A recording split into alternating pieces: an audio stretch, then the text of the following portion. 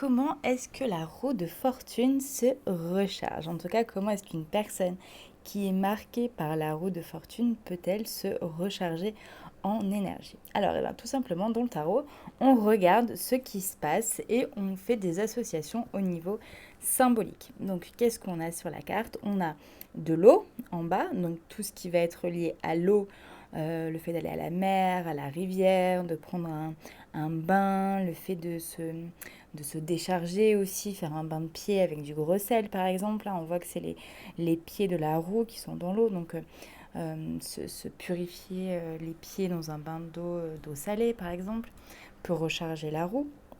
Enfin, en tout cas, une personne marquée par une roue. Ensuite, la roue, c'est le mouvement.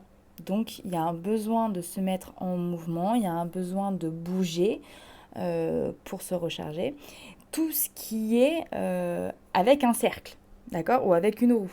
Donc le vélo, la moto, les rollers, le cerceau, le hula-hoop, tout ce qui est voilà, sous forme de cercle, où il y a une roue, il y a quelque chose de rond, peut aider. Ça peut être une bague aussi que l'on va porter, que l'on va programmer pour notre vitalité, pour être rechargé.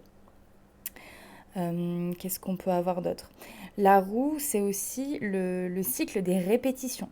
Donc, ça peut être n'importe quelle activité qui va demander une répétition pour avoir un apprentissage dans le corps, d'accord? Tout ce qui va être sur 3 plans aussi, donc qui va avoir une compréhension ou une intégration au plan spirituel avec le sphinx, dans la chair avec le personnage qui descend et dans le côté créatif, on va dire, dans le bâton du coup, avec le personnage couleur jaune. Voilà pour moi les principaux moyens pour une roue pour se recharger.